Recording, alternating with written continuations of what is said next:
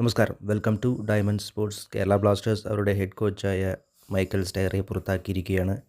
Assistant coach വെസ്റ്റോമിനെയും set piece coach Federico Pereira മോർഗനെയും പുറത്താക്കി. നിലവിൽ റിസർവ് ടീമിൻ്റെ കോച്ചായ തോമസ് ടൂർസ് ആയിരിക്കും ഇനി പുതിയ കോച്ചിൻ്റെ അപ്പോയിൻമെൻറ്റ് ഉണ്ടാകുന്നതുവരെ ടീമിൻ്റെ ചുമതല.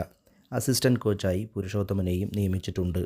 സ്റ്റെഹറയ്ക്ക് ടീമിന് കാര്യമായ റിസൾട്ട് ഉണ്ടാക്കാൻ സാധിച്ചില്ല. തുടർ തോൽവി തന്നെയാണ് കാരണം. അറ്റാക്ക് വൈസ് ടീമിനെ നല്ല രീതിയിൽ സെറ്റാക്കാൻ അദ്ദേഹത്തിന് കഴിഞ്ഞെങ്കിലും ഡിഫൻസിൽ വരുന്ന പോരായ്മകളും പിഴവുകളും തുടർച്ചയായതോടുകൂടി തുടർ പരാജയത്തിലേക്ക് ടീം നീങ്ങി 10ാം സ്ഥാനത്തെയാണ് നിലവിൽ പോയിൻ്റ് ടേബിളിൽ. എന്തായാലും ഇതൊക്കെ തന്നെയായിരിക്കാം സ്റ്റെയറെ പുറത്താക്കാനുള്ള കാരണം. ഇനി വരുന്ന കോച്ച് ISL എക്സ്പീരിയൻസ് ഉള്ള കോച്ചിനെയാണ് ടീം നോക്കുന്നത് എന്നാണ് അറിയാൻ കഴിഞ്ഞത്. സ്വാഭാവികമായും ആദ്യം നമുക്ക് ഓർമ്മ വരുന്ന പേര് ഇവാനെയായിരിക്കും. ഇവാനെ എടുക്കാൻ സാധ്യത കുറവാണ് എന്നാണ് അറിയാനും കഴിഞ്ഞത്. പിന്നെ ഉള്ളത് ഡസ് ബക്കിംഗ്ഹാമാണ്. മുംബൈ സിറ്റിയുടെ നേരത്തെയുള്ള കോച്ചാണ്. അദ്ദേഹം നിലവിൽ ഓക്സ്ഫോർഡ് യുണൈറ്റഡിൻ്റെ മാനേജറാണ്. അദ്ദേഹത്തിനെ ടീം പുറത്താക്കിയിരിക്കുകയാണ്. അദ്ദേഹം വരാനും സാധ്യതയുണ്ട്.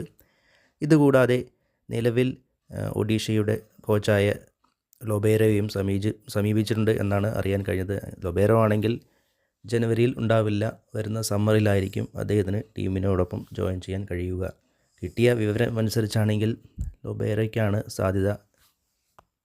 ISL എക്സ്പീരിയൻസ് ഉള്ള കോച്ചാണെങ്കിൽ ടീമിന് കുറച്ചുകൂടെ മുതൽക്കൂട്ടായിരിക്കും. KBFCയുടെ ടീമിൻ്റെ നിലവിലുള്ള പ്ലെയേഴ്സിൻ്റെ പൾസറിഞ്ഞ് പുതിയ സ്ക്വാഡിനെ എവിടെയെല്ലാം പ്ലേസ് ചെയ്യണമെന്നുള്ളത് അറിഞ്ഞ് അതിനനുസരിച്ച് ടീമിൽ സെറ്റ് ചെയ്താൽ ടീം കുറച്ച് പെട്ടെന്ന് തന്നെ ശക്തമായ ടീമായി മാറ്റാനും കഴിയും. ഇനിയുള്ള മത്സരത്തിൽ മികച്ച വിജയങ്ങൾ ഉണ്ടാക്കാനും 5ഓ 6ഓ സ്ഥാനത്തേക്ക് കയറി വരാനും പറ്റും. അത് അസാധ്യമൊന്നുമല്ല. കാരണം KBFC നിലവിൽ 11 പോയിൻറ്റുമായി 10ാം സ്ഥാനത്താണ്. 6ാം സ്ഥാനത്തുള്ള ജംഷഡ്പൂർ 18 പോയിൻ്റാണ് ഉള്ളത്.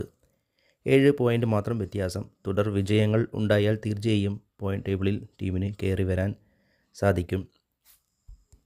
അതല്ല, പഴയ പോലെ സ്പോർട്ടിംഗ് ഡയറക്ടർ 100ഓളം പേരെ സോർട്ട് ചെയ്ത് അതിലൊരാളെ സെലക്ട് ചെയ്യുമ്പോഴേക്കും ISL കഴിഞ്ഞിരിക്കും. വരുന്ന ആൾ എന്തായാലും സ്റ്റെയറേക്കാൾ ബെറ്റർ ആവണം. എന്തായാലും മാനേജ്മെൻറ്റും അതിന് കൂടുതൽ അഗ്രസീവായി നിന്ന് ഈ ഒരു കാര്യത്തിൽ നല്ലൊരു കോച്ചിനെ തിരഞ്ഞെടുക്കാൻ സാധിക്കട്ടെ. അത് കേരള ബ്ലാസ്റ്റേഴ്സിൻ്റെ ഇനിയുള്ള മത്സരങ്ങളിലേക്കും അടുത്ത സീസണിലേക്കും ഒരു മുതൽക്കൂട്ടാവട്ടെ. ടീം ശക്തമായി തിരിച്ചു വരാൻ സാധിക്കട്ടെ.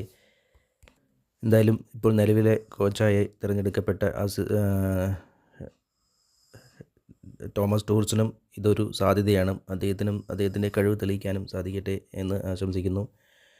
ഈ ചാനലും വീഡിയോയും ഇഷ്ടപ്പെട്ടാൽ ലൈക്കും സബ്സ്ക്രൈബും ചെയ്യുക. Once again thank you for watching.